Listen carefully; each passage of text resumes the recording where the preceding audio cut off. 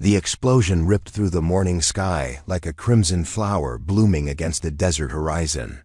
Major Avery Thompson watched from the cockpit of her A-10C Thunderbolt II as Falcon 24 disintegrated in a ball of orange flame and twisted metal, the young pilot's final transmission still crackling through her headset. "Mayday! Mayday, I'm hit, I'm—" Then nothing but static and the terrible silence that followed death. "Jesus Christ," she whispered, her knuckles white against the flight stick as she banked hard left, the twin turbofans of her Warthog screaming in protest. Below, the wreckage of Captain Jake Morrison's F-16 scattered across the rocky terrain like broken toys, black smoke rising in an accusatory pillar toward the cloudless Syrian sky. That made 3 Vipers down in as many days, 3 young pilots who'd never see their families again, never walk through the doors of their hometown bars, never feel the rush of a perfect landing on a carrier deck. Preparing and narrating this type of story took us long efforts and hard work. So if you are enjoying the story, please consider subscribing to our channel. The 555th Fighter Squadron, the triple nickel, was dying, and everyone knew it. Avery keyed her radio with steady fingers that belied the fury building in her chest. "Sandstorm Control, this is Hog 1-1. Falcon 24 is down. I repeat, Falcon 24 is down. Pilot status unknown, but the bird is scattered across grid 77 Alpha. We need SAR immediately. Copy, Hog 1-1. SAR is inbound. RTB immediately for debrief. Return to base." Of course. While another pilot's body cooled in the desert and the enemy celebrated another American kill, she'd sit in an air-conditioned briefing room and explain to a bunch of staff officers what they already knew. The F-16 pilots were good, damn good. But they were fighting an enemy that had turned surface-to-air missiles into an art form. The Syrian Integrated Air Defense System wasn't the old Soviet junk they'd expected. Someone had been busy upgrading, training, preparing. Someone who knew exactly how American pilots thought, how they fought, how they died. As she climbed toward the relative safety of 15,000 feet, Avery caught a glimpse of movement. Far below, a flash of sunlight on metal that made her blood run cold. She rolled inverted and pulled the nose down, her eyes scanning the ground through the A-10's distinctive canopy. There, nestled in a wadi between 2 hills, sat a mobile SF-15 Gauntlet system, its radar dish rotating slowly as it searched for new prey. The crew was already breaking down their equipment, preparing to move to another firing position before American retaliation could find them. "Not today, you bastards," she muttered, flipping the master arm switch and selecting her GAU-8 cannon. The Warthog was built around its gun, a 7-barrel rotary cannon that could punch through tank armor at 2 miles. Against a soft-skinned missile truck, it would be like using a sledgehammer on an egg. She rolled wings level and dove toward the target, the earth rushing up to meet her as her airspeed indicator climbed past 400 knots. The SAM crew spotted her at the last moment, their frantic scrambling visible through her targeting system, but it was far too late. Avery centered the pipper on the launch vehicle and squeezed the trigger. The GAU-8 spoke with the voice of thunder, sending 70 rounds of depleted uranium death downrange in a 2-second burst that turned the SA-15 into a smoking crater. She pulled up hard, feeling the G-forces press her deep into her ejection seat as she climbed away from the target area. One small victory in a war that was claiming American lives faster than she could count. But as she set course for Al Udeid Air Base in Qatar, Avery Thompson knew that killing one missile launcher wouldn't save the 555th Fighter Squadron. They needed something more than revenge strikes and after-action reports. They needed someone who understood that in modern air warfare, sometimes the old ways were the only ways that worked. Someone who'd learned to survive not by flying fast and high, but by getting down in the weeds and fighting dirty. They needed someone like her. The briefing room at Al Udeid, felt like a morgue when Avery walked in 3 hours later. Her flight suit still smelling of jet fuel and the metallic tang of fierce sweat. The assembled pilots of the 555th Fighter Squadron sat in their chairs like condemned men, their usual pre-mission bravado replaced by the hollow-eyed stare of warriors who'd watched too many friends die. At the front of the room, Colonel Marcus Webb stood before a tactical display showing the Syrian theater of operations, red threat rings overlapping like a deadly spider web across the map. "Ladies and gentlemen," Webb began, his voice carrying the weight of command and the bitter taste of recent losses. "We've lost 3 aircraft and 3 pilots in the past 72 hours. The enemy's integrated air defense system is more sophisticated than our intelligence estimates suggested, and they're adapting to our tactics faster than we can modify them. As of 1400 hours today, all F-16 operations over Syria are suspended pending a tactical review." The words hit the room like a physical blow. Captain Sarah Chun, one of the squadron's most experienced pilots, leaned forward in her chair. "Sir, with all due respect, if we stop flying, the enemy wins. They know we can't sustain these losses, so they're playing a waiting game. Every day we don't fly is a day they strengthen their defenses." "I'm aware of that, Captain," Webb replied, his jaw tight with frustration. "But I'm not willing to sacrifice any more pilots for marginal gains. The Syrians' 400 system is tracking us from the moment we cross the border, and their SA-15 and SA-22 units are operating with a level of coordination we haven't seen before. Someone's teaching them how to kill American pilots, and they're very good at it." Major Tom Bradley, the squadron's operations officer, cleared his throat. "Colonel, what about the Wild Weasel missions? If we can suppress their radar network, the A-10 Growlers are having the same problems we are." Webb interrupted. "Electronic warfare isn't a magic bullet when the enemy knows exactly what frequencies you're jamming. They're using frequency-agile radars and multiple redundant systems. We jam one frequency, they shift to another. We target one site, 3 more light up to cover the gap." Avery had been listening from the back of the room, her weathered A-10 patch standing out among the sleek F-16 squadron insignia worn by the younger pilots. At 42, she was ancient by fighter pilot standards, a relic of the close air support community who'd somehow ended up attached to a multi-role squadron for this deployment. The triple nickel pilots tolerated her presence with the polite indifference reserved for support aircraft, not understanding that her unglamorous Warthog had survived in environments that would chew up their pristine Vipers and spit out the pieces. She raised her hand, and Webb nodded in her direction. "Major Thompson?" "Sir, I've been studying the threat pattern, and I think I see what they're doing." She stood and moved to the tactical display, her finger tracing the enemy SAM positions. "They're not just randomly placing these systems. Look at the engagement envelope overlaps. They've created a layered defense that forces us into predictable flight paths. Every time we try to avoid one threat, we fly right into the engagement zone of another." Lieutenant Colonel James Mitchell, the squadron's executive officer, frowned at the map. "That's basic IADS theory, Major. Integrated air defense systems are supposed to work that way." "Yes, sir, but this is more than that." Avery highlighted several areas on the display with a laser pointer. "They're using our own doctrine against U.S. American pilots are trained to fly fast and high, to use standoff weapons and avoid the threat envelope entirely. But when you're forced to engage, we come in predictable patterns: high-speed ingress, weapon release, high-speed egress. They've studied our tactics and positioned their systems accordingly." Captain Chun studied the display with growing understanding. "So they're herding us into kill zones." "Exactly. And they're using mobile systems to maintain flexibility. Every time we identify a threat and plan to suppress it, they move to a new position.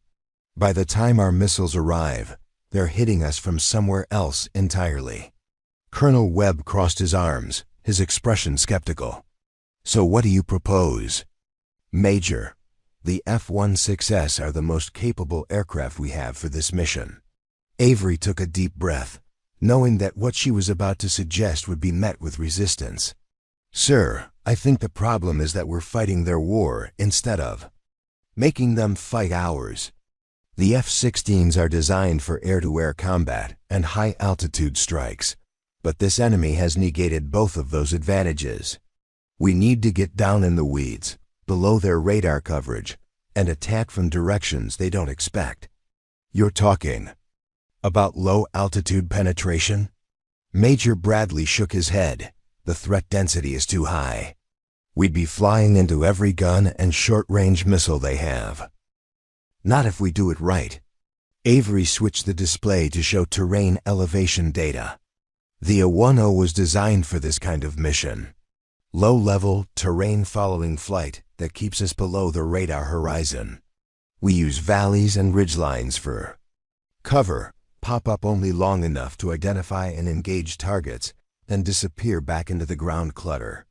The room fell silent as the implications sank in. Captain Chun was the first to speak. You're suggesting we use A-10 tactics with F-16s? I'm suggesting we adapt. The enemy has figured out how to kill F-16 pilots who fight like F-16 pilots. Maybe it's time to fight like something else. Colonel Webb studied the tactical display, his mind working through the possibilities and problems. The F-16 isn't designed for low-level penetration, Major. The pilots aren't trained for it, and the aircraft systems aren't optimized for terrain-following flight. No, sir, they're not, but they can learn. Avery turned to face the assembled pilots, seeing skepticism and interest warring in their expressions. The F-16 is actually better suited for this than you might think. It has terrain-following radar, excellent low-altitude handling characteristics, and enough power to climb out of trouble quickly.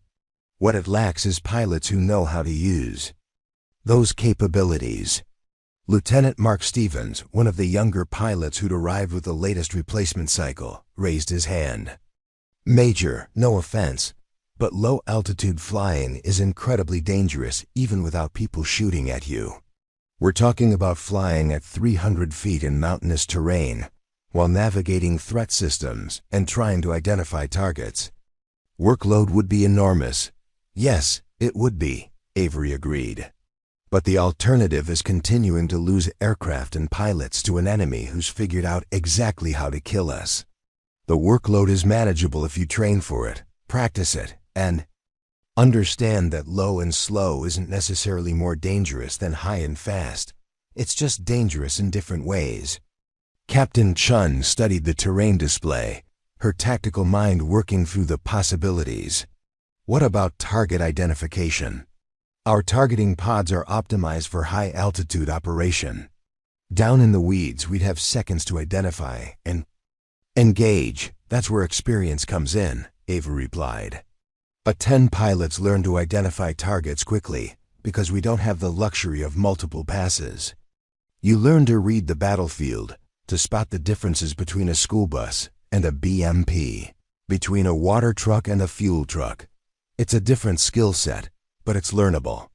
Colonel Webb walked to the tactical display, studying the threat rings and terrain features with new eyes. Even if we could train F-16 pilots in low-level tactics, we'd need someone with experience to develop the procedures and train the instructors. Yes, sir, you would. The implication hung in the air like smoke from a crashed aircraft. Webb turned to study Avery with calculating eyes, seeing not just an aging A-10 pilot, but a potential solution to an unsolvable problem. Major Thompson, how many combat hours do you have in the A-10? 2,300 hours, sir, including deployments to Iraq, Afghanistan, and Libya. I've flown close air support missions in every major conflict since 2003.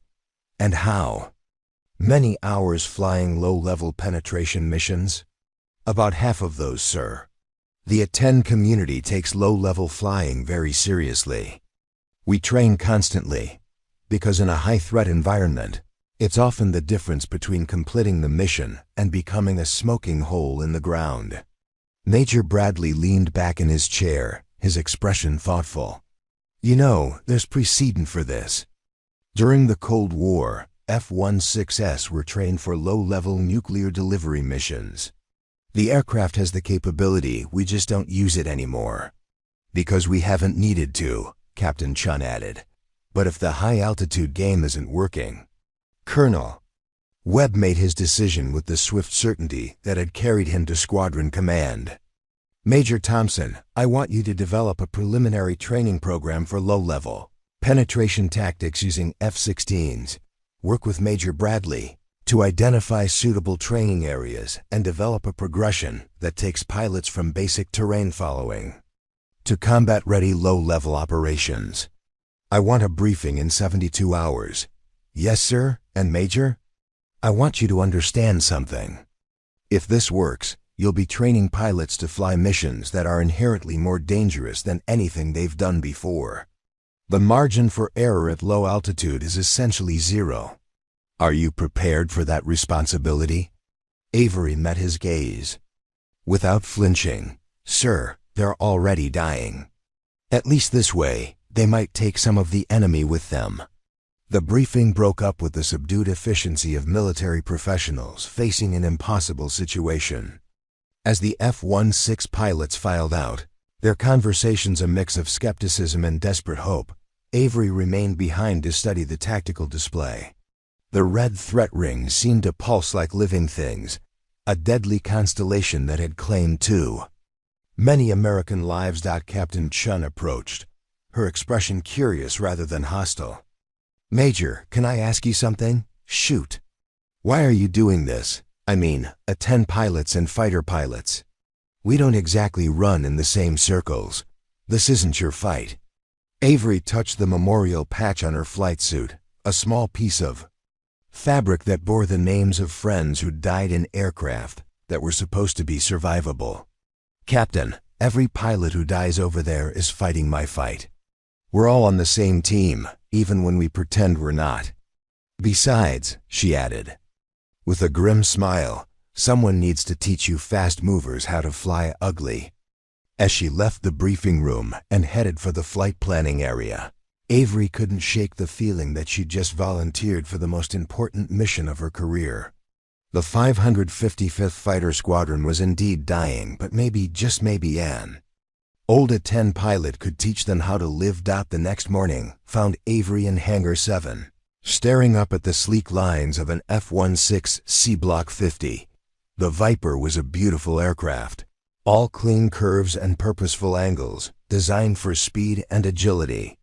In the high-altitude realm of air-to-air combat, it looked nothing like her beloved Warthog, with its straight wings, twin tails, and ungainly appearance that had earned it the nickname ugly but effective. She's a beauty, isn't she? The voice belonged to Staff Sergeant Maria Rodriguez, the crew chief responsible for the aircraft's maintenance. Been working on Vipers for 8 years, and I still get a thrill every time one lights up. How does she handle at low altitude? Avery asked, running her hand along the aircraft's wing. Root. Better than you'd think. The F-16 was designed as a lightweight fighter, so she's got excellent power-to-weight ratio and responsive controls. But she's happiest up high where the air is thin and she can stretch her legs. Avery nodded, studying the aircraft's terrain following. Radar antenna and the various sensors clustered around the nose. What about the TFR system? How reliable is it for extended low-level flight? Rodriguez's expression grew more serious. It works, but most of our pilots barely use it. The system can keep you at a preset altitude above the ground, but it's not magic. You still need to know how to read terrain, anticipate obstacles, and react when the automation can't keep up with reality. Have you worked on A-10s? 2 years at Davis-Monthan before I transferred here. Different world entirely. A-10 pilots treat low-level flying like a religion. They're constantly training, constantly pushing the envelope, constantly finding new ways to hide in the ground clutter. Avery smiled, remembering her own early days learning to fly the Warthog. It's a different mindset. Fighter pilots are taught to climb for safety. Altitude is life, speed is life, closure is death. A-10 pilots learn that sometimes the safest place to be is 50 feet off the deck, using the earth itself as concealment. Think the F-16 pilots can learn it? They'll have to, if they want to survive. Avery climbed up the crew ladder to peer into the cockpit, studying the instrument layout and control arrangement. The F-16's cockpit was a marvel of modern avionics. With multifunction displays and hands-on throttle and stick controls that made information management easier than ever before. But all the technology in the world couldn't replace the fundamental skills needed for low-level flying: spatial awareness, terrain reading, and the ability to make split-second decisions while traveling at 6 miles per minute. "Ma'am?" Rodriguez's voice carried a note of concern. "Can I ask you something?" "Sure. Is it true that you're going to train F-16 pilots to fly like A-10 pilots?" "Something like that." The crew chief shook her head. "I've seen what happens when pilots try to fly outside their training envelope. It doesn't usually end well." Avery climbed down from the ladder and faced the younger woman directly. "Sergeant, 3 pilots have died in the past week trying to fly inside their training envelope. Sometimes you have to risk failure to avoid certain death." That afternoon, Avery met with Major Bradley in the Squadron Operations Center, a bustling room filled with flight planning computers, weather displays, and the organized chaos of military aviation. Bradley had spent the morning reviewing F-16 technical manuals and training publications, trying to understand the aircraft's capabilities and limitations for low-level flight. "I've been going through the numbers," he said, spreading a collection of charts and graphs across the planning table. "The F-16 can definitely handle low-altitude operations from a performance standpoint. The issue is pilot proficiency. Most of our guys have maybe 20 hours of low-level time, and that was all in training. They've never done combat low-level, never had to navigate threats while maintaining terrain following altitude." "What about the aircraft systems?" Avery asked, studying a schematic of the F-16's navigation and targeting systems. "Can they handle the workload?" "That's actually where we might have an advantage. The Block 50 has an excellent autopilot system, and the terrain-following radar can maintain altitude automatically. The targeting pod can designate ground targets from any altitude, and the weapon systems are designed for both high and low-altitude delivery." Avery nodded, but her expression remained concerned. "The problem isn't the aircraft, it's the pilot. Low-level flying is incredibly demanding mentally. You're processing visual information at an enormous rate, constantly making micro-corrections to avoid terrain, all while trying to navigate and identify targets. Add in enemy threats and the stress level becomes almost unbearable." "So how do we train for it?" "The same way A-10 pilots do, gradually, systematically, and with an understanding that there are no shortcuts." Avery pulled out a training progression chart she'd been working on. "We start with basic terrain following at safe altitudes, maybe 1,000 feet AGL in benign terrain. The pilots need to learn to read the ground, to understand how terrain features affect flight path, to develop the muscle memory for constant altitude corrections." Bradley studied the progression, noting the gradual decrease in altitude and increase in complexity. "How long does this take?" "For A-10 pilots, about 6 months of dedicated training before they're considered combat ready for low-level operations. But we don't have 6 months. How long do we have?" Avery thought about the tactical situation, the mounting pressure to resume operations, and the political reality of a war that was being watched by the entire world. "Maybe 2 weeks before Colonel Webb has to make a decision about whether this is worth pursuing. 2 weeks to train F-16 pilots to do something A-10 pilots spend months learning. 2 weeks to prove the concept works.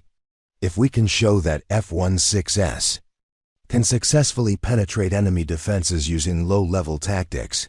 Webb will buy us more time to develop the full training program. Bradley leaned back in his chair, the weight of the challenge settling on his shoulders like a heavy pack. You know what you're asking, right? We'd be taking pilots who are used to fighting at 30,000 feet and asking them to skim the dirt at 300 feet, all while dodging missiles and trying to hit targets they can barely see. I know exactly what I'm asking, Avery replied. And I know exactly what happens if we don't try. Their conversation was interrupted by the arrival of Captain Chun, who entered the operations center with the purposeful stride of someone who'd made an important decision. Major Thompson, I've been thinking about your proposal, and I want to volunteer for the initial training program. Bradley frowned. Sarah, this is still theoretical. We don't even know if it's possible, let alone safe.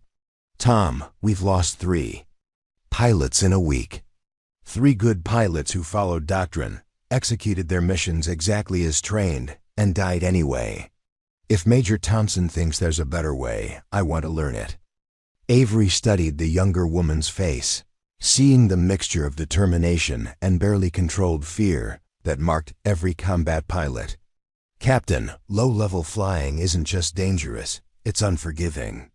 One mistake, one moment of inattention, and you're a crater in the ground. Are you sure you want to be a test pilot for untested tactics? I'm sure I don't want to die the way Morrison did, following a predictable flight path into a well-planned ambush. If there's a way to fight that gives us better odds of survival, I want to learn it. Over the next hour, 2 more pilots volunteered for the experimental training program. Lieutenant Stevens, the young pilot who'd questioned the wisdom of low-level flying, and Captain Mike Torres, a veteran pilot with over 1,000 hours in the F-16. Each brought different skills and perspectives, but all shared the same recognition that their current tactics were getting people killed. As the small group gathered around the planning table, Avery felt the familiar mix of excitement and trepidation that came with starting something new and dangerous. She'd trained many A-10 pilots over the years, but never tried to compress months of learning into weeks. Never attempted to teach survival skills to pilots whose entire philosophy of flight was fundamentally different. All right, she said, spreading a sectional chart across the table. Let's start with the basics. Low-level flying is about more than just altitude. It's about using terrain to your advantage, understanding how the enemy sees you, and accepting that sometimes the most dangerous-looking flight path is actually the safest. She pointed to a section of desert terrain east of Al Udeid, an area of rocky hills and deep wadis that would provide ideal training conditions. We'll start here, in an area with minimal air traffic and plenty of room for error. The first lesson is reading terrain, understanding how hills and valleys affect your flight path, learning to spot obstacles before they become problems. Lieutenant Stevens raised his hand. Ma'am, how do we know if we're doing it right? In high-altitude flight, you have plenty of time to correct mistakes. Down low, mistakes kill you instantly, Avery finished. That's why we start slow, build skills gradually, and always maintain emergency escape routes. The goal isn't to turn you into A-10 pilots, it's to give you the skills you need to survive in a low-altitude environment. Captain Torres studied the training area on the chart. What about weapons delivery? Our targeting systems are optimized for high-altitude operation. We'll adapt. The F-16 systems are more flexible than most pilots realize. The key is learning to identify and engage targets quickly, because at low altitude, you don't get second chances. Avery looked around the table, meeting each pilot's eyes. I want everyone to understand something. This training is voluntary, and it's dangerous. Any one of you can walk away right now, and there will be no consequences to your career or reputation. No one moved. All right then, we start tomorrow at dawn. Bring your survival gear, your flight suits, and your best game face. We're going to learn how to fly ugly. That evening, Avery sat in the officers' club nursing a beer and staring at the training notes she'd been scribbling all day. The club was nearly empty, most of the pilots either flying missions or recovering from them, leaving only a few maintenance officers and support staff scattered at the bar. The atmosphere was subdued, reflecting the mood of a base where people were dying faster than they could be replaced. "Mind if I join you?" Colonel Webb's voice carried the tone of a commander who was asking but expected agreement. He settled into the chair across from her without waiting for an answer, his own beer appearing as if by magic courtesy of an attentive bartender. "How's the training plan coming along?" "Slow but steady, sir. I've got 4 volunteers for the initial program, all experienced pilots with good records. We'll start with basic terrain following and work up to combat applications." Webb nodded, but his expression remained troubled. "Avery, I have to ask, are you absolutely certain this will work? Because if it doesn't, we'll have lost even more pilots to a training program that might be more dangerous than combat itself." It was the question she'd been asking herself all day, the doubt that gnawed at every instructor who'd ever taught dangerous skills to eager students. "Sir, I can't promise it will work. What I can promise is that it's based on proven tactics that have kept A-10 pilots alive in similar environments. The F-16 pilots are smart, skilled, and motivated. If anyone can learn this, they can. What about the risk assessment? Have you quantified the dangers?" Avery smiled grimly. "Colonel, the most dangerous thing we can do is continue flying predictable missions into an enemy defense system that's designed to kill us. Low-level flying is risky, but it's a known risk that we can train for and mitigate. Getting shot down because the enemy knows exactly where you're going to be, that's a risk we can't mitigate with current tactics." Webb took a long pull from his beer, the weight of command visible in the lines around his eyes. "I've been in touch with higher headquarters. The pressure to resume F-16 operations is enormous. The politicians want results, the generals want targets destroyed, and everyone wants it done with minimal casualties. Unfortunately, physics and enemy capabilities don't care what politicians want." "How long do I have?" 2 weeks to prove the concept. If you can demonstrate that F-16s can successfully penetrate enemy defenses using low-level tactics, I'll fight for more time to develop a full training program. If not..." He shrugged, leaving the implication unspoken. "And if the training goes wrong? If we lose pilots in training accidents? Then we'll face a board of inquiry that will want to know why we deviated from established doctrine." Webb's expression hardened.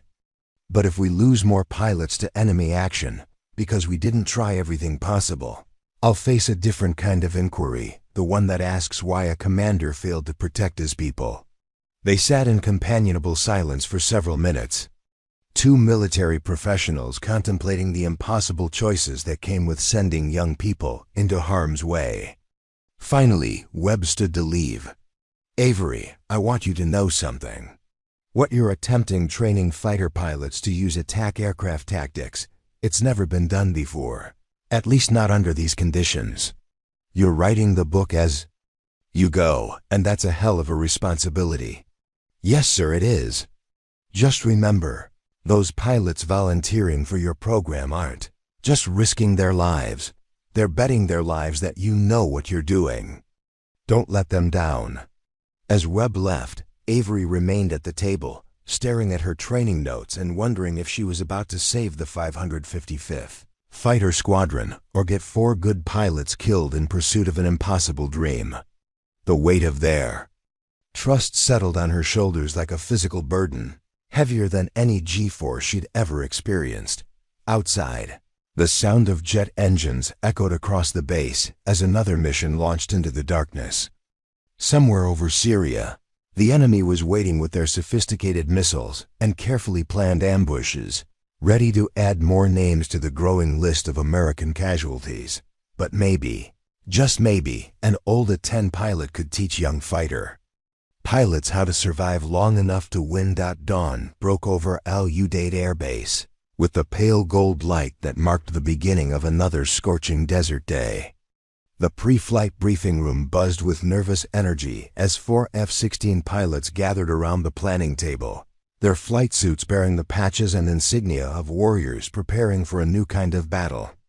Captain Chun checked and rechecked her mission card.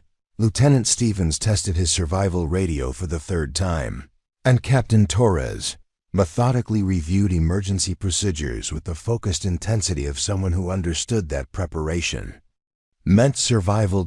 Avery stood at the front of the briefing room, studying the faces of her volunteer students and seeing her own past reflected in their mixture of confidence and apprehension. 20 years ago, she'd been just as eager to prove herself, just as certain that skill and determination could overcome any obstacle. Experience had taught her that confidence was essential for combat pilots, but overconfidence was usually fatal. Good morning, people. Today we begin Phase 1 of low-altitude tactical training. Our objective is simple: learn to use the Earth as concealment while maintaining the ability to identify and engage ground targets. She clicked to the first slide of her presentation, showing a cross-section view of terrain following flight. The fundamental principle of low-level flying is this: the ground is your friend. It hides you from enemy radar, masks your approach from visual observers, and provides emergency landing sites if things go wrong. Lieutenant Stevens raised his hand. "Ma'am, what about obstacles, hills, towers, power lines?" Excellent question. Obstacles are hazards that can kill you, but they're also predictable hazards that can be planned for and avoided. The key is developing what we call terrain awareness, the ability to read the landscape and understand how it affects your flight path. Avery switched to an aerial photograph of their training area. Today we'll be flying in the Eastern Training Range, an area with varied terrain that will teach you the basics of obstacle avoidance and terrain masking. Captain Torres studied the photograph with the calculating eyes of an experienced pilot. What altitude will we be maintaining? We'll start at 500 feet AGL and work our way down to 200 feet as your skills improve. The F-16's terrain-following radar will provide basic altitude information, but you'll need to learn to fly visually, using the Mark I eyeball to identify threats and opportunities. 200 feet? Stevens's voice carried a note of disbelief. "Ma'am, the minimum altitude for tactical training is normally 1,000 feet. Normally, yes. But normal tactics aren't working against this enemy. They've positioned their sensors to detect aircraft flying at traditional altitudes. To survive, we need to fly where they don't expect us." Captain Chun leaned forward, her expression focused. "What about target identification? Our targeting pods work best at higher altitudes where they have a clear field of view. That's where experience comes in. A-10 pilots learn to identify targets quickly and accurately because we don't have the luxury of multiple passes. You'll learn to use terrain features as reference points, to spot the differences between military and civilian vehicles, and to cut the differences between military and civilian vehicles, and to spot the different vehicles, and to engage targets within seconds of identification." The briefing continued for another hour, covering emergency procedures, communication protocols, and the specific techniques needed for low-altitude navigation. Each pilot received a detailed mission card with waypoints, altitudes, and contingency plans for various scenarios. By the time they walked to the flight line, the sun was well above the horizon, and the temperature was already climbing toward the triple digits that characterized summer in Qatar. Avery's A-10C sat on the ramp like a predatory insect, its angular lines and purposeful appearance a stark contrast to the sleek F-16s parked nearby. She'd flown this particular aircraft for 3 years, through deployments in Afghanistan and Iraq, and it had brought her home safely from missions that would have destroyed lesser aircraft. Today, it would serve as a flying classroom, demonstrating The techniques that had kept her alive in some of the most dangerous airspace in the world. "Holy shit," she heard Stevens mutter as he caught sight of the Warthog for the first time. "That thing looks like it was designed by someone who hated pilots." "On the contrary," Ava replied, pulling on her flight helmet. "It was designed by someone who understood what pilots really need to survive. Beauty is nice, but ugly and effective beats pretty and dead every time." The pre-flight inspection revealed no discrepancies, the aircraft systems functioning with the mechanical precision that had made the A-10 legendary for reliability. As Avery strapped into the cockpit, she felt the familiar comfort of an aircraft that had been designed around the pilot's needs rather than engineering aesthetics. Every control was exactly where muscle memory expected it. Every display positioned for optimal visibility. Every system designed with the understanding that combat flying left no room for confusion or hesitation. The 4 F-16s started there. Engines in sequence. The high-pitched whine of their turbofans echoing across the flight line like mechanical birds of prey preparing for the hunt. Avery's twin turbojets rumbled to life with a deeper, more purposeful sound, the voice of an aircraft built for work rather than speed. As the flight taxied toward the active runway, she reviewed the training objectives one final time. Hog flight. "This is Tower. Winds 270 at 12, altimeter 3015. You're cleared for takeoff." Tower, Hog flight copies. Cleared for takeoff. The F-16s lifted off first, their sleek forms climbing rapidly toward the crystalline desert sky. Avery followed in the heavier A-10, her climb rate more sedate but steady, watching as her students fell into the loose formation they'd briefed. At 5,000 feet, she called for the descent that would begin their education in the realities of low-altitude combat. Hog flight. Descend to 500 feet AGL. Follow my lead and maintain visual separation. Remember, at this altitude your margin for error is essentially zero. The descent was revealing. Captain Chun adapted quickly, her F-16 maintaining proper altitude and position with the smooth confidence of an experienced pilot. Lieutenant Stevens struggled initially, his altitude varying by over 100 feet as he adjusted to the visual cues of low-level flight. Captain Torres flew with mechanical precision, but Avery could see the tension in his aircraft's control inputs. He was fighting the machine instead of working with it. "Falcon 3, relax your grip on the stick," she advised over the radio. Low-level flying is about small constant corrections, not large control inputs. Let the aircraft do the work. As they approached the first training waypoint, Avery demonstrated the technique of using terrain features for navigation.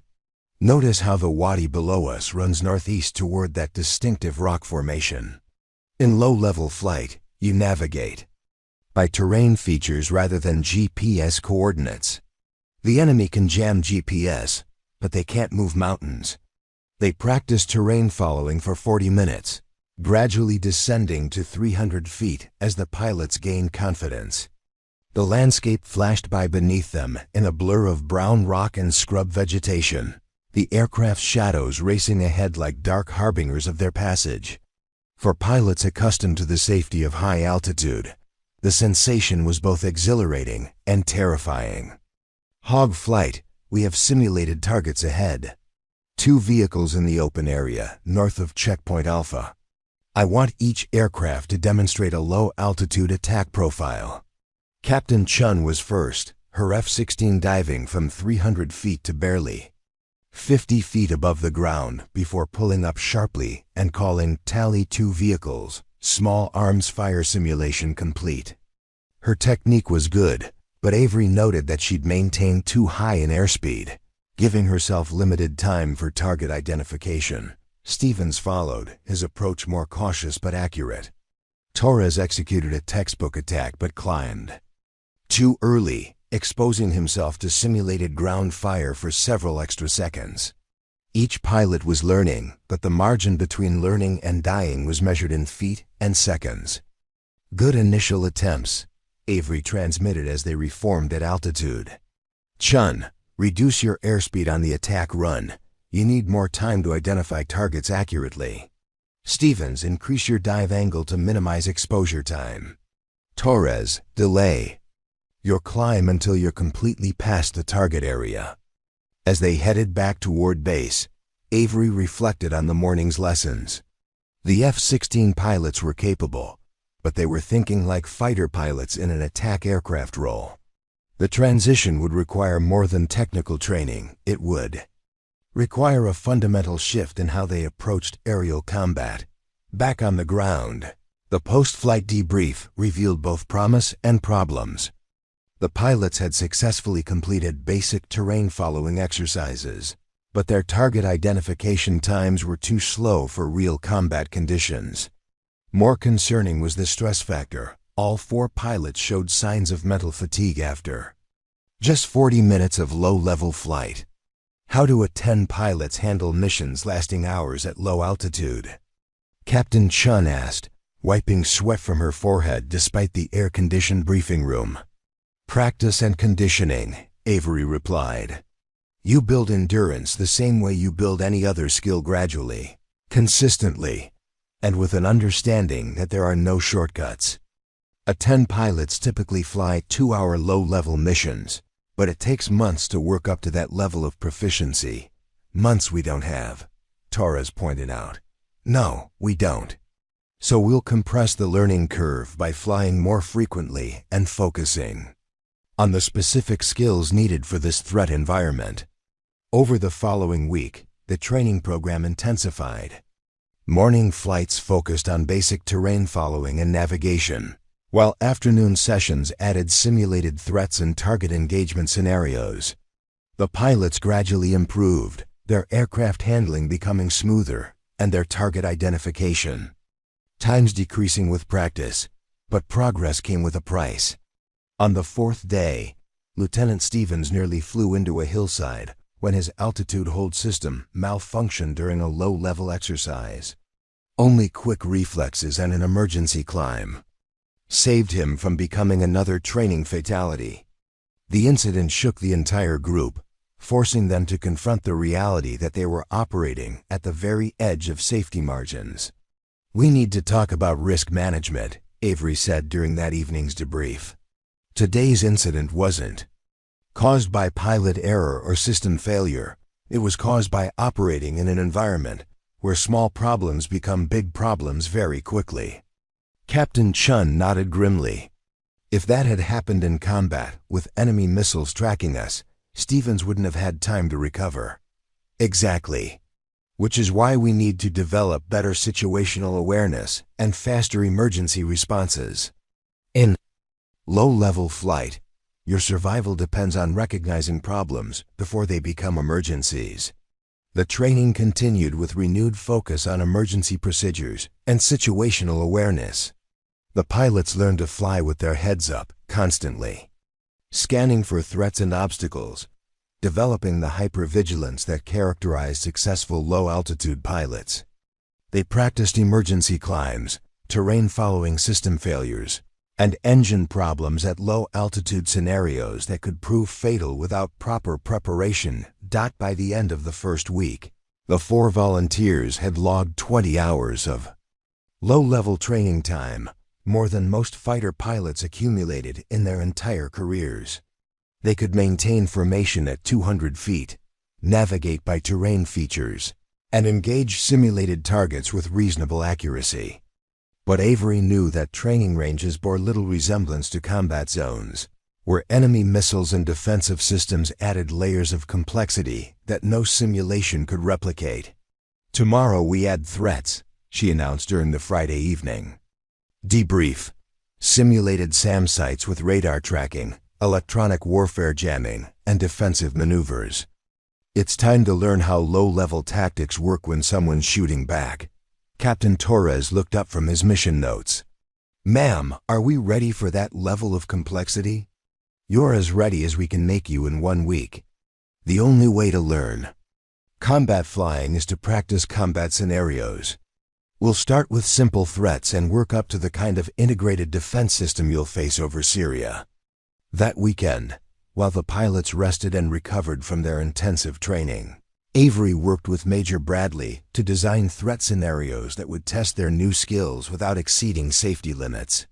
They studied intelligence reports on enemy SAM systems, analyzed the tactics that had cost American lives, and developed training scenarios that would prepare the pilots for the realities of modern air defense. "The enemy's getting better," Bradley observed, reviewing the latest intelligence summaries. "They're not just randomly placing SAM sites, they're creating overlapping coverage zones that force us into predictable flight paths, and they're learning our patterns.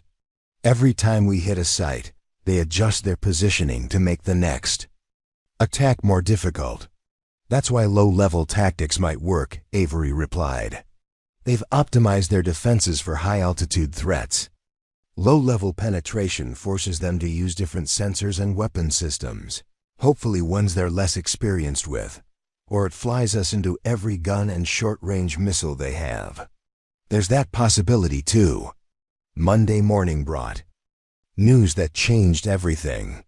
Intelligence sources reported a massive buildup of enemy forces around Damascus, including advanced SAM systems that hadn't been seen before in the Syrian conflict. The implication was clear. Someone was preparing for a major escalation, and American air power would be needed to prevent a humanitarian catastrophe. Colonel Webb called an emergency briefing for all aircrew, the tone of his voice over the base public address system conveying the gravity of the situation. As pilots filed into the main briefing auditorium, conversations were subdued, everyone understanding that the theoretical nature of their training was about to become very real. "Ladies and gentlemen," Webb began, his expression grim as he faced the assembled aircrew, "we have a developing situation that requires immediate action. Intelligence indicates that Syrian government forces are massing for an assault on refugee camps housing over 50,000 civilians. The attack is expected within 72 hours. The tactical display lit up with enemy positions, showing a dense concentration of SAM systems around the target area. Red threat rings overlapped like a deadly web, creating coverage zones that seemed impenetrable to traditional air attack. Our mission is to degrade enemy air defenses sufficiently to allow humanitarian relief operations to proceed safely. This means attacking fixed and mobile SAM sites in a heavily defended area against an enemy that has demonstrated sophisticated tactics and excellent equipment." Captain Chun raised her hand. "Sir, what about the suspension of F-16 operations?" Webb's jaw tightened. "Circumstances have changed, Captain. Higher headquarters has determined that the humanitarian stakes justify the operational risk. F-16 operations will resume immediately using modified tactics." The implication was clear. The experimental low-level training program had just become operational doctrine, ready or not. Avery felt her stomach drop as she realized that 4 pilots with 1 week of training would be expected to perform missions that veteran A-10 pilots would consider challenging. "Major Thompson will brief the tactical modifications that will be employed for this operation," Webb continued, stepping aside to give her the floor. Avery walked to the podium, knowing that every word she spoke might mean the difference between life and death for the pilots preparing to fly into hell.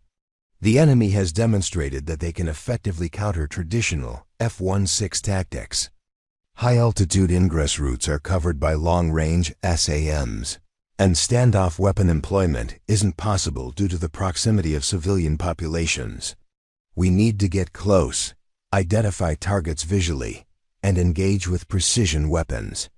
She highlighted the planned ingress route on the tactical display, a winding path through mountainous terrain that would keep the aircraft below enemy radar coverage.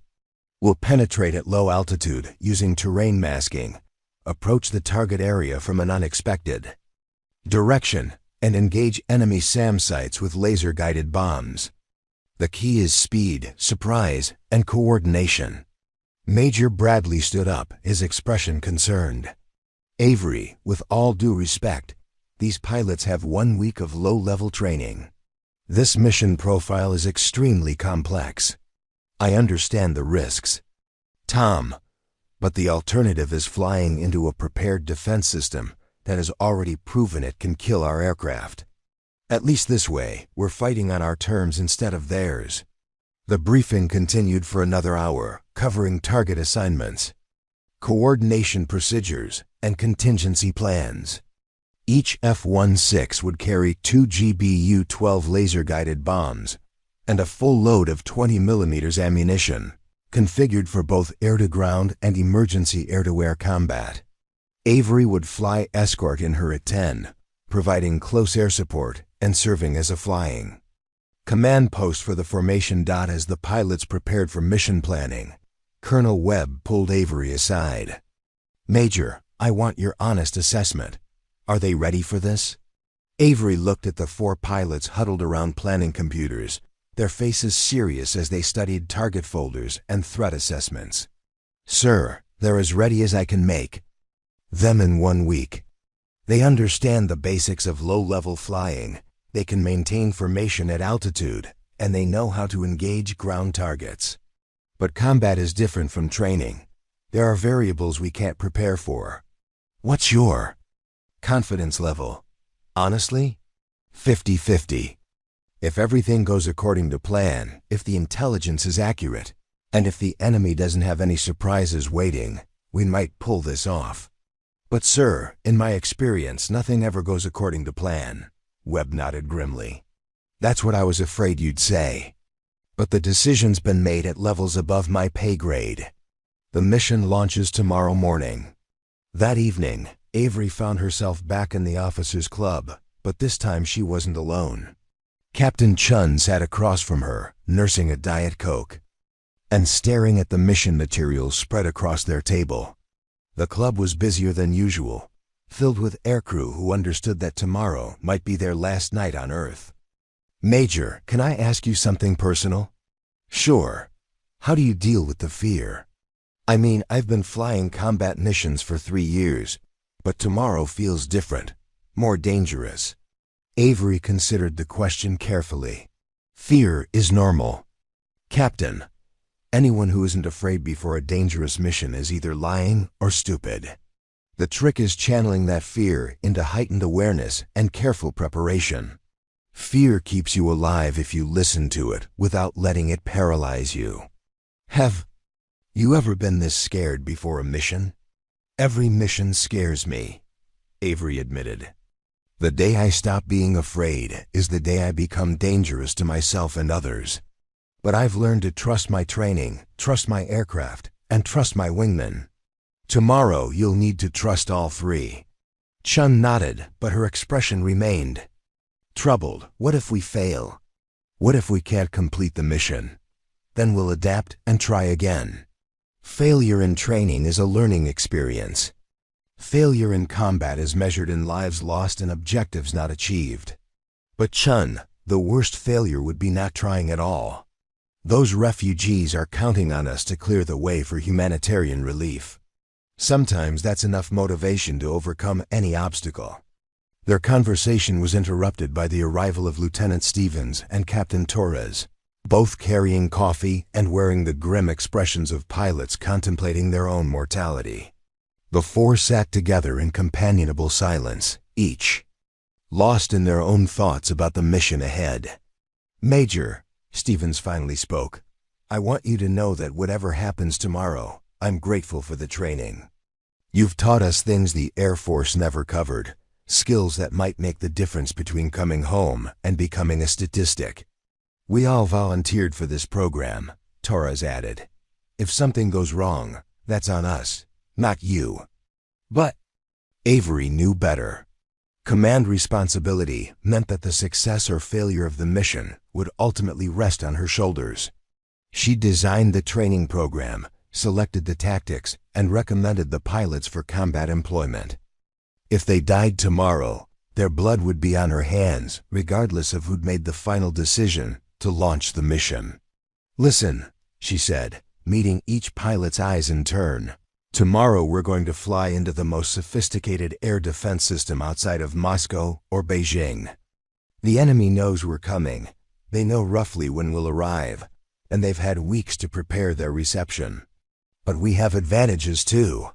We're flying aircraft they don't expect, using tactics they haven't seen before, and we're going to hit them where they're weakest. Where are they weakest? Chun asked. Low altitude. Their long-range systems can't engage targets below the radar horizon, and their short-range systems are optimized for helicopter threats, not high performance. Jets flying terrain-following profiles. We'll be in and out before they can react effectively. Captain Torres frowned. But what about the guns? Tripoli and short-range missiles. Those are threats we can see and avoid. A gun position reveals itself the moment it fires, and short range. Missiles have limited range and maneuverability. The key is not giving them predictable targets. Avery pulled out a tactical chart and spread it on the table. We'll approach from the southeast, using this ridgeline for concealment. The target area is in this valley, protected by hills on 3 sides. Traditional high-altitude attack would expose us to every SAM system in the region, but low level. Approach puts us below their radar coverage until the final attack. As the evening wore on, the conversation gradually shifted from mission planning to personal stories, the kind of sharing that happened when warriors faced uncertain odds. Stevens talked about his fiancée back in Ohio, a schoolteacher who thought he flew a desk job in the Air Force. Chun described her father's pride when she'd earned her wings, the first pilot in a family of engineers. Torres spoke quietly about his son's Little League games, the ones he'd missed because of deployments and training exercises. Avery listened with the understanding that these might be the last normal conversations these young pilots ever had. Tomorrow would test everything she'd taught them, and everything they'd learned about themselves. The weight of that responsibility settled on her like lead armor, heavy and inescapable. "Major," Chun said as they prepared to leave, "what's the most important thing to remember tomorrow?"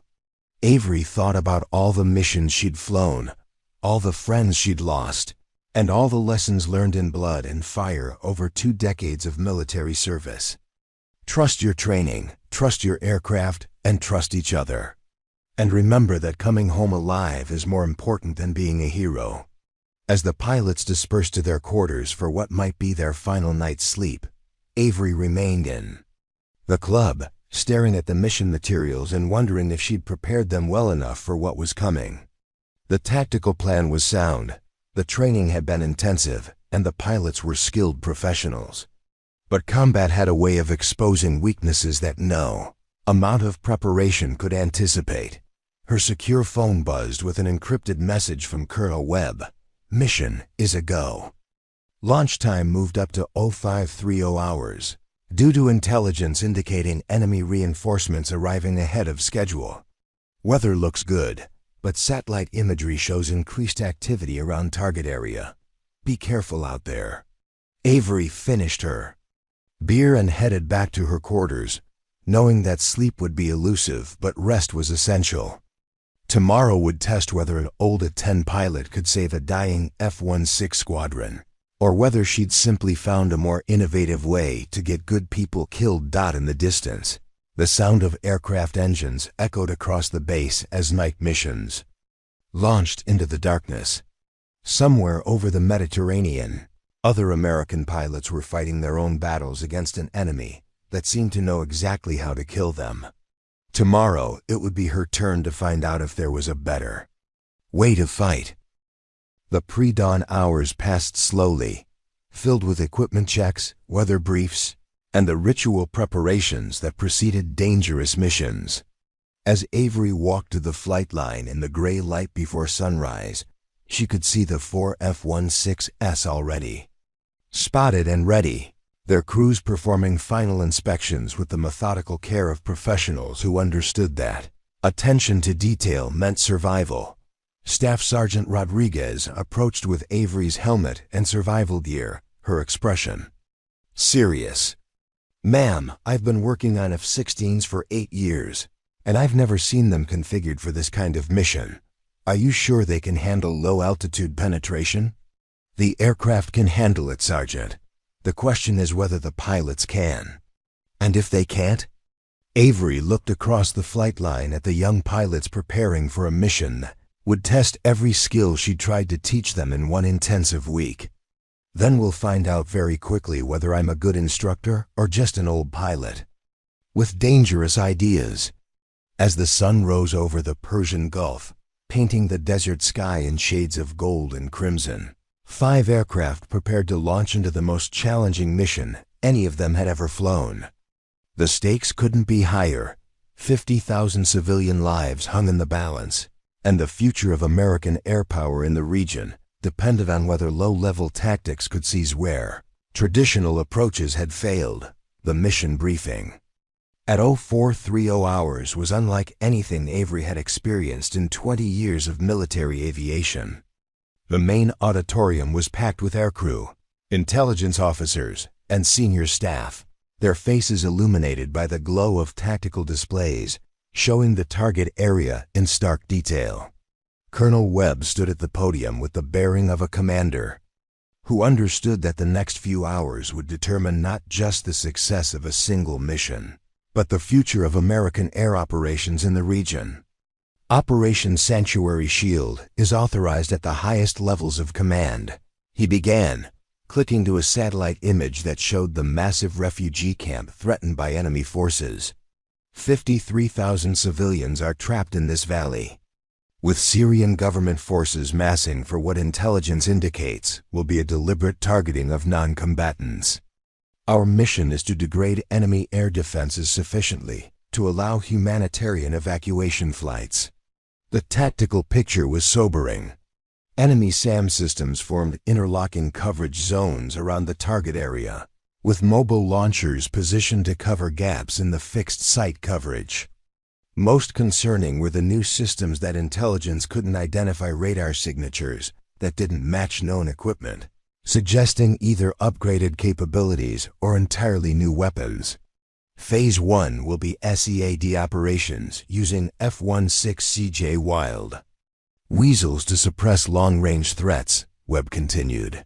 Phase 2 will be low-altitude penetration by modified F-16C aircraft to engage mobile SAM systems that can't be targeted by standoff weapons.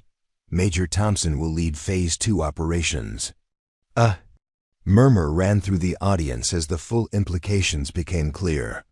The experimental training program had just been elevated to operational status. With the lives of 4 pilots and the success of a critical humanitarian mission riding on 1 week of hastily developed tactics, Avery stood when Webb called her forward, feeling the weight of dozens of pairs of eyes as she moved to the briefing podium. Phase 2 will employ terrain-following penetration tactics to approach target areas below enemy radar coverage. 4 F-16C aircraft will ingress at low altitude, identify and engage mobile SAM systems using laser-guided weapons, then egress, using the same low-altitude profile. She clicked to the next slide, showing the planned flight path through mountainous terrain that would hide the attacking aircraft from enemy sensors. The key to success is staying below the radar horizon, while maintaining sufficient altitude for effective weapons employment. We'll use terrain features for navigation and concealment, popping up only when necessary for target identification and engagement. Commander Lisa Park, the Navy liaison officer, raised her hand. "Major, what's your assessment of pilot survivability using these tactics?" "Higher than conventional high-altitude approaches, Commander. The enemy has demonstrated they can effectively engage targets at traditional altitudes. Low-level penetration presents different risks, but ones that can be managed through proper training and execution. And if the low-level approach doesn't work," Avery met her gaze directly, "then we'll have learned something valuable about enemy capabilities, and other pilots won't make the same mistakes." The briefing continued for another hour, covering weather, threats, search and rescue procedures, and the complex coordination required for a multi-phase operation. By 0530 hours, the aircrew were walking to their aircraft in the pre-dawn darkness, their footsteps echoing across the concrete ramp like a funeral march. Captain Chen performed her pre-flight inspection with unusual thoroughness, checking systems she'd never questioned before and testing controls with the attention to detail that came from knowing her life depended on mechanical reliability. "How are you feeling about this?" she asked as Avery completed her own inspection nearby. "Like I'm about to find out if a week of training can overcome 20 years of doctrine," Avery replied honestly. "How about you?" "Scared as hell but ready." "Stevens is handling it better than I expected. Kid's got ice water in his veins. Torres is quiet, but that's normal for him before big missions." They climbed into their cockpits as the eastern sky began to lighten, the familiar ritual of startup. Procedures providing comfort in the face of uncertainty. The F-16s came alive with electronic chatter as systems initialized and weapons armed, while Avery's A-10 rumbled through its own startup sequence with the reliable simplicity that had made it a pilot favorite for 4 decades. Hog flight. Tower. Winds calm. Altimeter 3017. Cleared for takeoff. Good hunting. The formation lifted off into a sky painted in pastels, climbing toward the transit altitude that would carry them across the Persian Gulf and into Syrian airspace. Below, the waters of the Gulf reflected the growing light like molten metal, peaceful and beautiful in contrast to the violence that awaited them inland. As they crossed the Iraqi border, Avery switched to the tactical frequency and began the coordination that would guide 4 fighter pilots through the most dangerous flying of their careers. Hog flight. Descend to flight level 150 for border crossing. Maintain loose formation and prepare for low-altitude transition at Checkpoint Alpha. The first checkpoint arrived exactly on schedule, a distinctive bend in the Euphrates River that marked their entry into hostile airspace. Intelligence reported minimal enemy activity in the area, but Avery knew that intelligence was often wrong when it mattered most. Hog flight. Begin descent to 500 feet, AGL. Follow my lead and maintain visual separation. The transition to low altitude was smooth, each pilot applying the skills they'd learned during their intensive week of training. The F-16s tucked in behind Avery's A-10, following her lead as she guided them through valleys and around ridgelines. Using the Earth itself as concealment from enemy radar, the landscape below told the story of decades of conflict. Abandoned villages dotted the countryside, their empty buildings bearing the scars of artillery and airstrikes. Burned-out vehicles lay scattered along roadways like monuments to violence, while fresh impact craters marked recent battles between government forces and rebel groups. "Contact, 2 o'clock low," Captain Torres transmitted, his voice tight with concentration. Large convoy moving northeast toward the target area. Avery banked slightly to get a better view, her experienced eyes quickly categorizing the vehicles below. "I count 15 trucks, 3 BTR-80s, and what looks like a command vehicle, probably moving to reinforce the target area." "Do we engage?" Chun asked. "Negative. Our mission is SAM suppression. We stay focused on air defense threats." They continued eastward, following valleys and using ridgelines for concealment as the terrain grew more mountainous. The flight path Avery had planned kept them below enemy radar coverage, but it also required constant attention to navigation and obstacle avoidance. At 200 feet above ground level, traveling at 400 knots, the margin for error was measured in seconds and feet. "Hog 1-1, this is Badger Control." The AWACS controller's voice crackled through their headsets.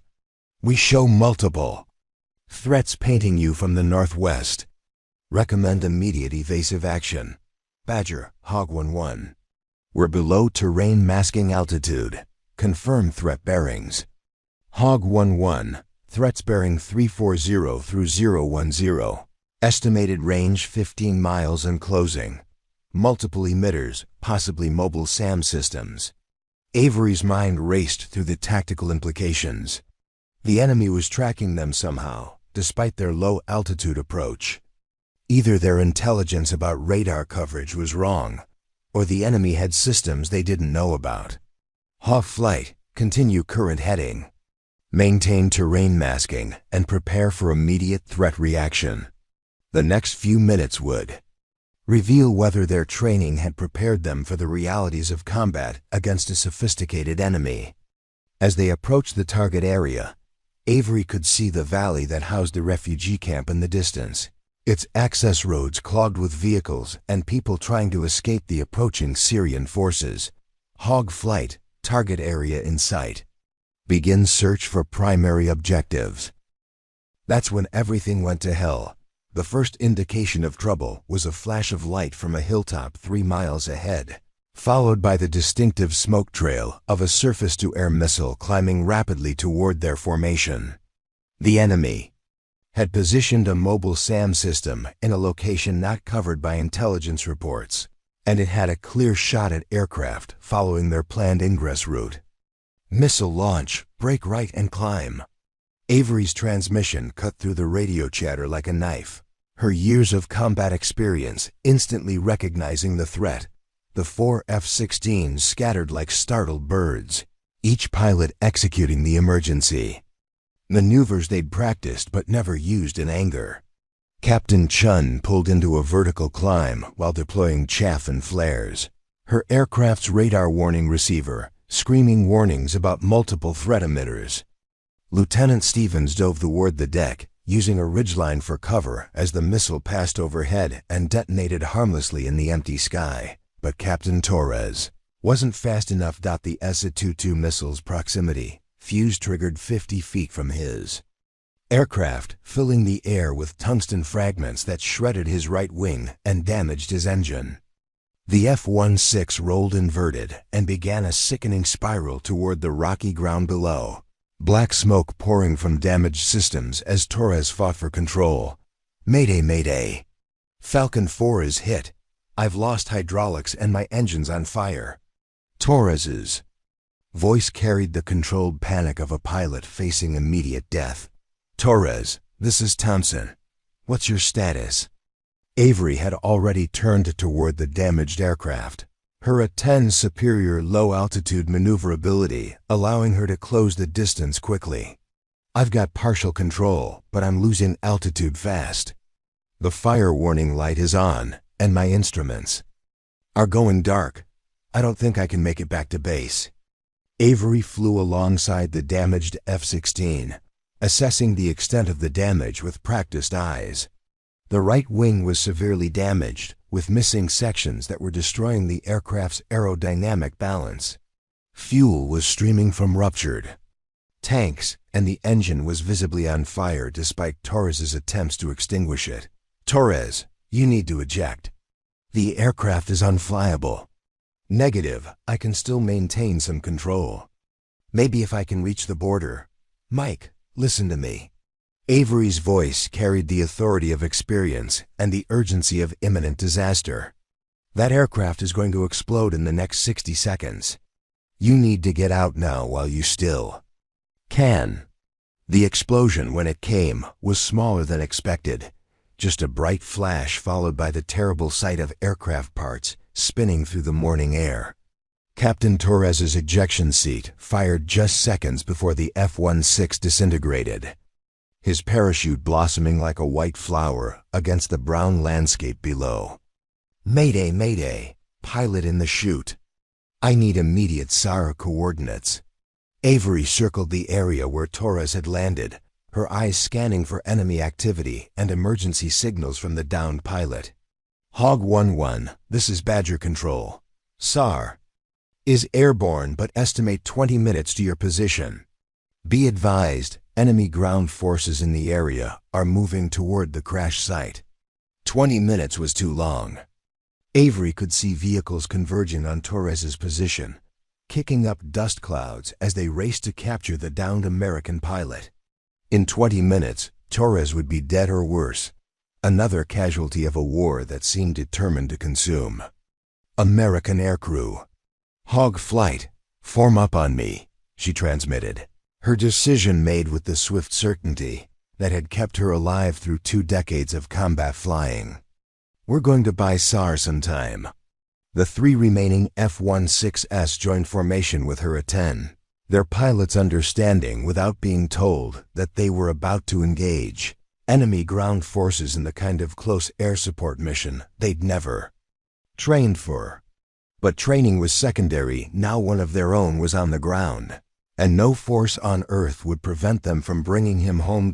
As they dove toward the enemy vehicles racing toward Torres's position, Avery keyed her radio 1. More time. Hog flight, remember your training. Stay low, hit hard, and watch each other's backs. We're going to show these bastards what happens when they mess with American pilots. The GAU-8 cannon spoke first, its distinctive sound echoing across the desert as 70 rounds of depleted uranium death turned the lead enemy vehicle into scrap metal. The remaining vehicles scattered, seeking cover in wadis and behind rock formations, but there was nowhere to hide from 4 aircraft determined to protect their downed comrade. Captain Chun's F-16 rolled inverted and dove toward a group of vehicles, attempting to flank Torres's position, her 20mm cannon stitching a line of destruction across the desert floor. Lieutenant Stevens followed with a precision bomb attack that eliminated a technical vehicle mounting a heavy machine gun, while the remaining aircraft continued circling like angry hornets protecting their nest. Hog 1-1, this is Falcon 4. Torres's voice crackled through their headsets, transmitted from his survival radio. I'm mobile and evading. Enemy forces are approximately 200 meters from my position and closing. I can see friendly aircraft overhead. You guys are beautiful. Roger, Falcon 4. SAR is inbound. Keep moving and stay low. We'll keep the bad guys off your back. The next 15 minutes were a masterclass in close air support as Avery coordinated attacks that kept enemy forces pinned down while avoiding civilian casualties and friendly fire. The F-16 pilots adapted quickly to the requirements of low-altitude combat, using their superior speed and agility to engage multiple targets while maintaining formation integrity. When the SAR helicopter finally arrived, escorted by 2 Apache attack helicopters, the immediate area had been cleared of enemy forces. Torres was extracted without further incident, battered and bruised, but alive and grateful to his squadron mates, who'd risked their own lives to save his. But as the formation climbed away from the rescue site and set course for home, Avery knew that their real mission had failed. They'd saved Torres, but the primary SAM sites remained intact. The refugee camp was still threatened, and the enemy had demonstrated new capabilities that made future operations even more dangerous. Hog flight, this is Colonel Webb on secure. Frequency, RTB immediately for emergency debrief. We have a developing situation that requires immediate attention. As they flew southwest toward the relative safety of friendly airspace, Avery wondered what new crisis awaited them. The day had started with a dangerous mission that had nearly cost them a pilot, and now Colonel Webb's voice carried the edge of someone dealing with multiple emergencies simultaneously. Colonel Hog 1-1. What's the nature of the developing situation? Major, we've got intelligence indicating the enemy has moved up their timeline. The assault on the refugee camp begins in 6 hours, not tomorrow as originally planned. Higher headquarters is demanding immediate action. The implications hit Avery like a physical blow. 6 hours meant no time for detailed planning, no opportunity to analyze why their low-level approach had been detected, and no chance to modify their tactics based on lessons learned from Torres's shootdown. They would have to go back into the same threat environment that had already proven capable of killing American pilots. Sir, we need to discuss what went wrong on the first mission. The enemy was tracking us somehow despite our low-altitude approach. Negative. Major, we'll debrief after the mission. Right now, those refugees are running out of time, and you're the only option we have for penetrating that defense system. Back at Al Udeid, The atmosphere in the operations center was electric with tension. Intelligence analysts huddled over. Displays showing real-time satellite imagery of Syrian forces moving toward the refugee camp, while maintenance crews worked frantically to prepare aircraft for immediate launch. The clock on the wall seemed to tick louder than usual, each second bringing 50,000 civilians closer to potential massacre. Captain Chun found Avery in the mission planning room, her face pale but determined.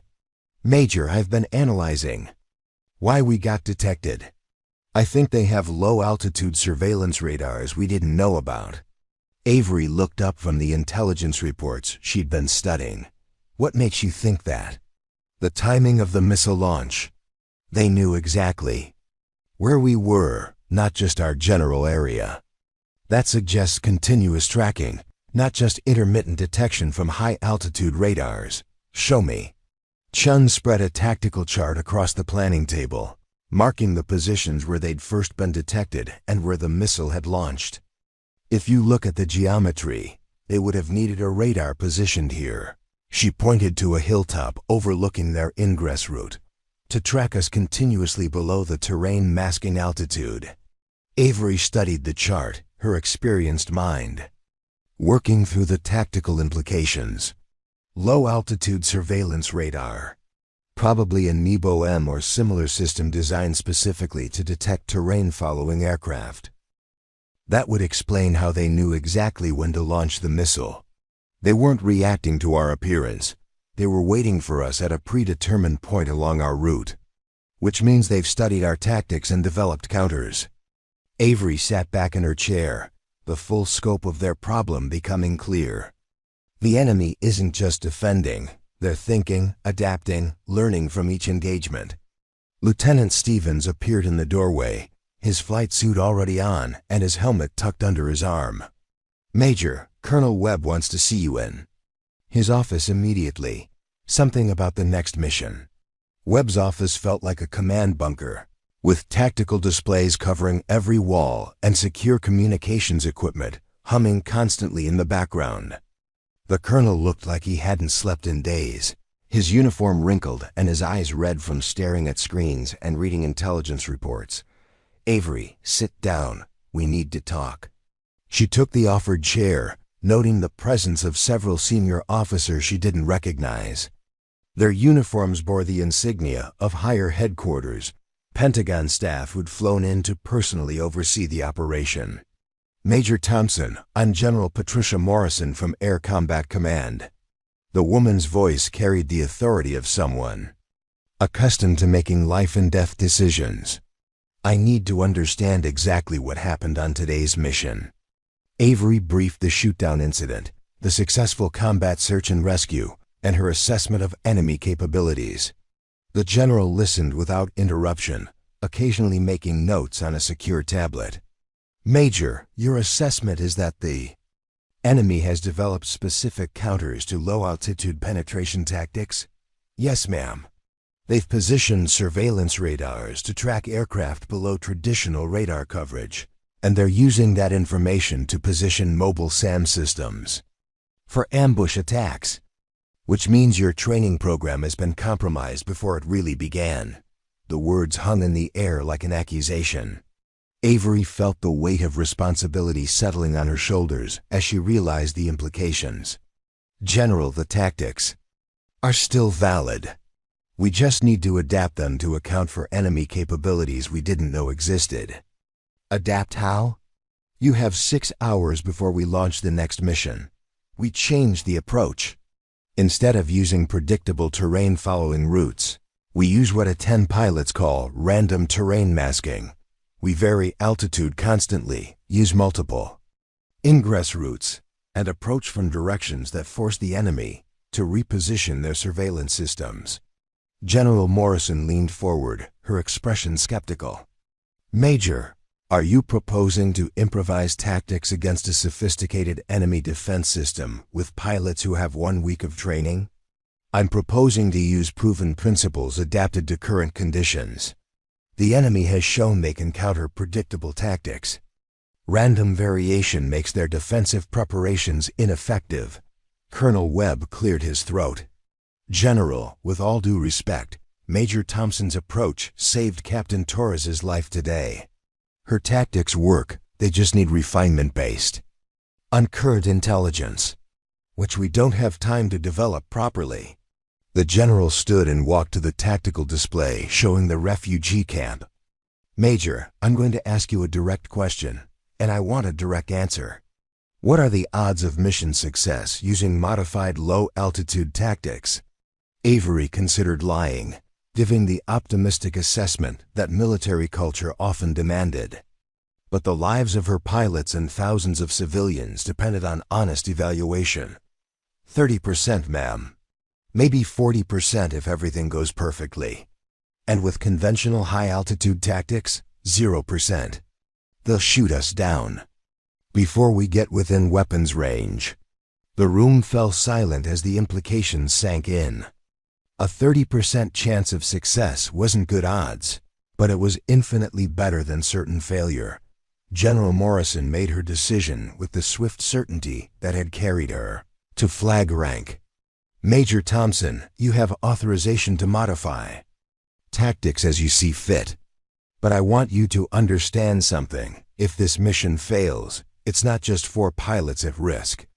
Those refugees will die. American credibility in the region will be destroyed, and Congress will demand answers about why we deviated from proven doctrine. I understand, General. I hope you do. Because you're betting everything on tactics that have never been tested in this environment against this enemy. The next 4 hours were a blur of mission planning, aircraft preparation, and the intense focus that preceded dangerous operations. Avery worked with Captain Chun to develop a new approach that used multiple ingress routes and random altitude variations to confuse enemy tracking systems. Instead of following predictable terrain-following profiles, they would vary their altitude between 50 and 500 feet, forcing enemy radars to constantly reacquire targets. The weapons loadout was modified to include cluster bombs for area targets and additional electronic countermeasures pods to disrupt enemy communications. Most importantly, they planned multiple escape routes and contingency targets, giving them flexibility to adapt if the primary mission proved impossible. As the sun set over the Persian Gulf, painting the sky in shades of orange and red that reminded everyone of fire and death, 4 F-16 pilots prepared for a mission that would either validate or destroy everything Avery had taught them. Captain Torres, despite his morning ejection, had insisted on flying the mission from the hospital where doctors were treating his injuries. "Mike, you're not flying tonight," Avery told him firmly. "You've been through enough for one day." "Major, with all due respect, those are my squadron mates going into harm's way using tactics I helped develop. I'm not sitting in a hospital bed while they risk their lives. You have a concussion and burns on your arms. I've flown with worse. Besides, you need an experienced pilot, and I know the enemy's capabilities better than anyone after this morning's encounter."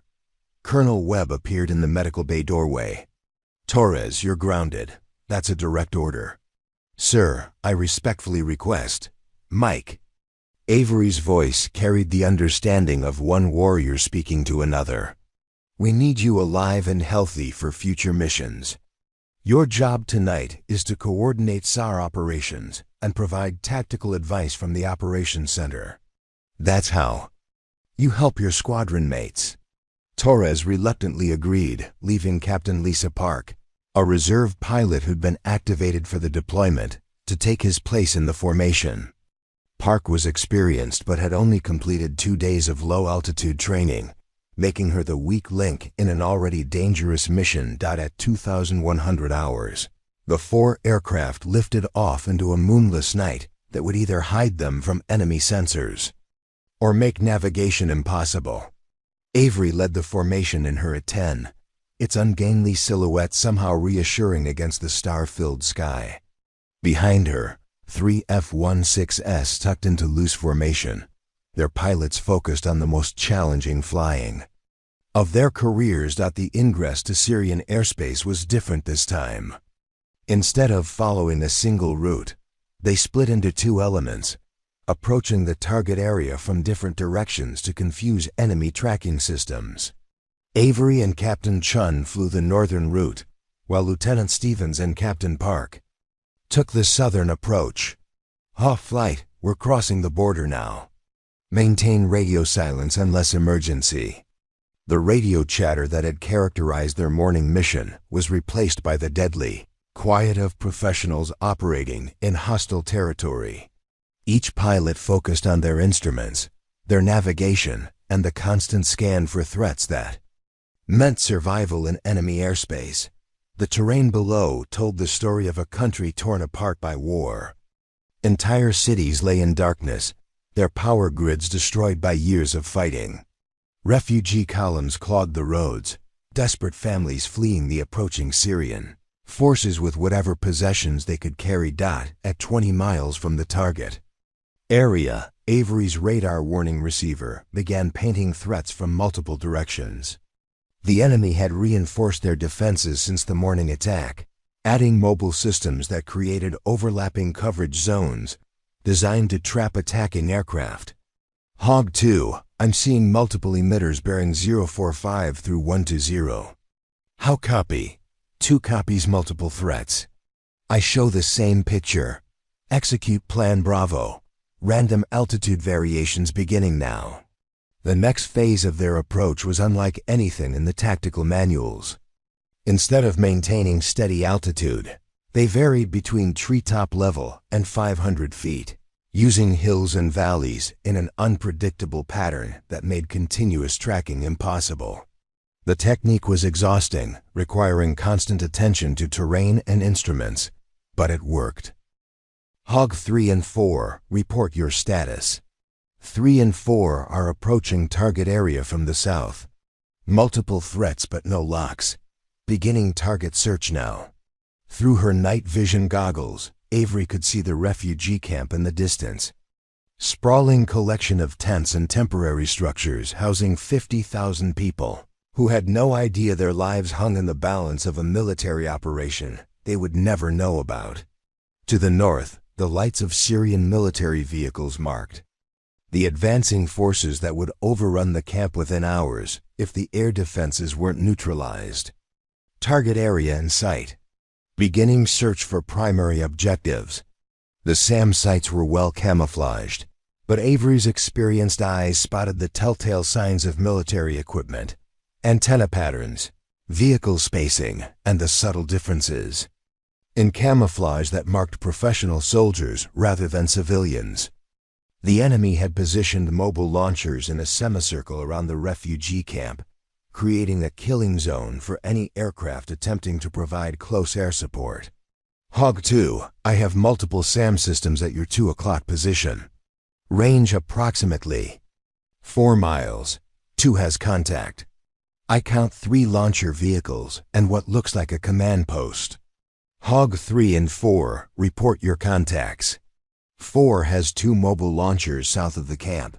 They're positioned to cover the southern approach. 3 shows negative contact. Still searching. The tactical picture was becoming clear. The enemy had created an integrated defense that covered all traditional approach routes, but they'd made one critical mistake. They'd positioned their systems to engage aircraft flying predictable high-altitude profiles. The low-altitude random approach had brought the American formation inside the engagement envelope without triggering defensive reactions. Hog flight, this is Thompson. Execute attack plan Alpha on my mark. Remember, after weapons release, immediate egress using random altitude profiles. Don't give them predictable targets. 2 ready, 3 ready, 4 ready. Hog flight. Execute. 4 aircraft dove toward their targets simultaneously, approaching from different directions and altitudes in a coordinated attack that overwhelmed enemy defensive systems. Laser-guided bombs and precision munitions destroyed mobile launchers, command vehicles, and radar systems in a matter of seconds. Captain Chun's attack was textbook perfect. her GBU-12 laser-guided bomb destroying the A-22 launcher with surgical precision. Lieutenant Stevens encountered problems when his targeting pod malfunctioned, forcing him to use visual targeting for a gun attack that left one enemy position damaged, but not destroyed. Captain Park's inexperience showed when she approached her target at too high an altitude, giving enemy gunners time to engage her aircraft with anti-aircraft fire. Her F-16 took multiple hits from 23mm cannon fire, damaging her hydraulic system and forcing her to fight for control. Mayday, mayday. Falcon 4 is hit. I'm losing hydraulics and my flight controls are getting sluggish. Park, this is Thompson. What's your status?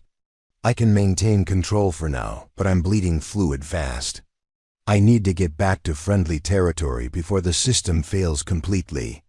The mission had succeeded. Most of the enemy air defenses around the refugee camp had been destroyed or damaged, opening the way for humanitarian evacuation flights. But success had come at a price, with another F-16 damaged and limping toward home on failing systems. Hog flight, form up for egress. Park, can you maintain formation? I'll try, but if the hydraulics fail completely, I'll have to eject. The flight home was a nightmare of mechanical failures and emergency procedures. Park's aircraft gradually lost hydraulic pressure, making control increasingly difficult as backup systems struggled to maintain flight surfaces. At one point, she nearly lost control completely. The F-16 rolling inverted before she could recover using manual reversion mode. Park, you need to consider ejection, Avery advised as they crossed into Iraqi airspace.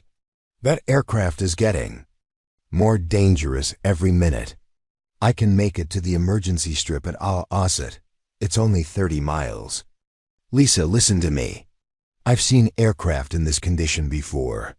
The hydraulic failure is progressive. It's going to get worse, not better. But Park was determined to bring her aircraft home, fighting the increasingly unresponsive controls. With the stubborn determination that characterized fighter pilots, she made it to Al-Asad Air Base with hydraulic fluid streaming from her damaged systems, landing on a foam-covered runway with emergency vehicles standing by.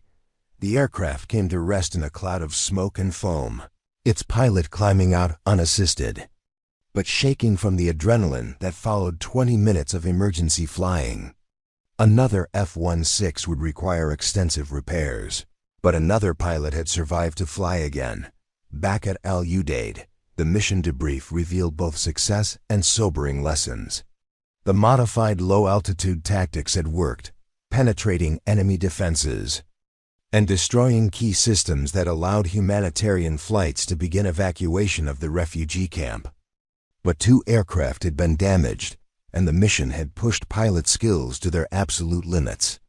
The good news is that we proved low-altitude tactics can work against sophisticated air defenses, Colonel Webb summarized as the debrief concluded.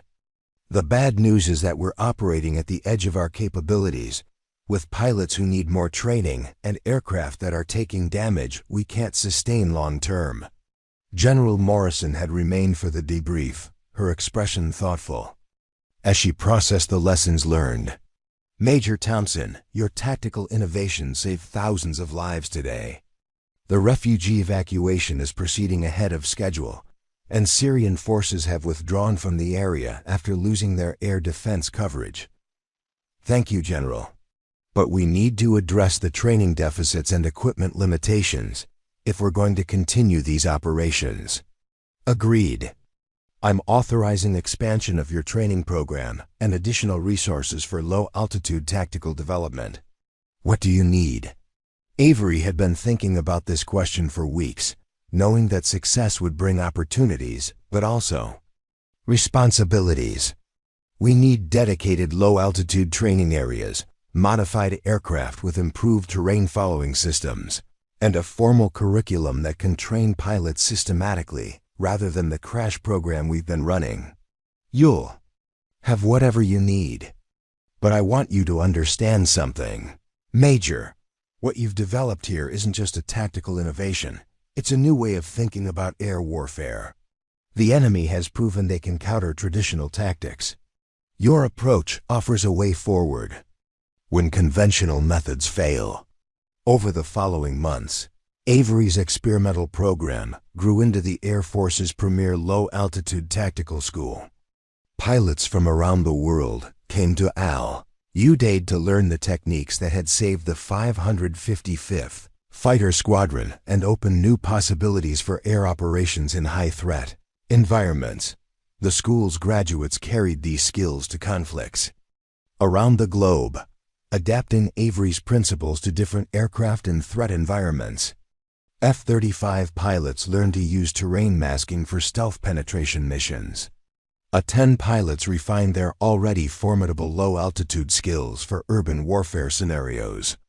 Even B-1 bomber crews studied terrain-following techniques for long-range strike missions. Captain Chun became the school's first graduate instructor, her experience in the Syrian missions providing credibility with students who understood that she'd proven these techniques in combat. Lieutenant Stevens specialized in electronic warfare applications, developing methods for defeating enemy radar systems using low-altitude approaches. Captain Torres, after recovering from his injuries, became the school's safety officer, ensuring that training remained challenging without becoming unnecessarily dangerous. But perhaps the most significant change was in how the Air Force thought about tactical adaptation. Avery's success had proven that innovation couldn't come from headquarters or textbooks. It had to emerge from the operational level, from pilots and maintainers who understood the realities of combat and could adapt quickly to changing conditions. Syrian conflict eventually ended, but the lessons learned from Operation Sanctuary Shield continued to influence air warfare doctrine for decades. Military historians would later identify the mission as a turning point in tactical aviation, the moment when the Air Force began to understand that technological superiority wasn't enough. Adaptive thinking and innovative tactics were equally important. Years later, when Avery finally retired from active duty with the rank of Brigadier General, she reflected on the week that had changed everything. 4 F-16 pilots had volunteered for an experimental training program, trusting their lives to an aging A-10 pilot who thought there might be a better way to fight. Their courage had saved 50,000 refugees and revolutionized American air tactics. The ceremony was held at Nellis Air Force Base, with representatives from every major command and allies from around the world. As she handed over command of the Tactical Innovation Center to her successor, Avery looked out at an audience filled with pilots who'd learned her techniques and applied them in conflicts she would never know about. The most important lesson from our experience in Syria, she said in her farewell address, isn't about flying techniques or tactical innovations. It's about the willingness to adapt when circumstances change, to question established doctrine when it isn't working, and to trust in the capability of well-trained professionals to find solutions to impossible problems. She paused, thinking about Captain Morrison, whose death had started this journey, and all the other pilots who died because the Air Force had been slow to adapt to changing threats. We honor the fallen by learning from their sacrifice, by refusing to repeat the mistakes that cost their lives, and by constantly seeking better ways to accomplish the mission while bringing our people home safely. That's the real meaning of innovation, not just finding new ways to fight, but finding ways to win while preserving the lives of those who serve. The applause that followed wasn't just recognition of her achievements, but acknowledgement of a principle that had become central to Air Force culture. The understanding that adaptation and innovation were not optional extras in modern warfare, but essential capabilities that meant the difference between success and failure, between life and death. As she walked off the stage and into retirement, Avery Thompson knew that her real legacy wasn't the medals or the promotions or the official recognition. It was the knowledge that somewhere, in some future conflict, a young pilot would face an impossible situation and remember that there was always another way. You just had to be willing to find it. The 555th Fighter Squadron, the Triple Nickel, continued to fly missions around the world, their aircraft bearing small patches that commemorated Operation Sanctuary Shield. New pilots joining the squadron learned about the week when an old A-10 pilot taught young fighter pilots how to survive, how to adapt, and how to turn certain defeat into unlikely victory. And in the growing darkness of a dangerous world where new threats emerged faster than traditional doctrine could address them, that lesson remained as relevant as ever. Sometimes the old ways were the only ways that worked. And sometimes the ugliest aircraft flown by the most experienced pilots could teach the most beautiful machines valuable lessons about survival. Thank you for joining me on this incredible journey through one of the most compelling military aviation stories I've ever had the privilege to narrate. Creating and bringing you this complete novella-length story represents dozens of hours of research, writing, and careful narration to ensure you receive the most engaging and authentic experience possible. If this story captured your imagination the way it captured mine, I'd be incredibly grateful if you'd show your support by hitting that like button, sharing this with friends who appreciate detailed military fiction, and subscribing to the channel. Your engagement means everything and directly enables me to continue creating these epic, novel-length narratives that transport you to extraordinary worlds. Don't forget to ring that notification bell so you never miss our latest stories.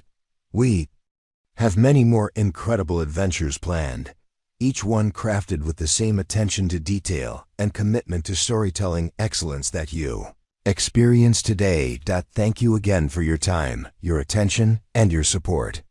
Until our next adventure together, this has been another epic tale of courage, innovation, and the human spirit's refusal to accept defeat.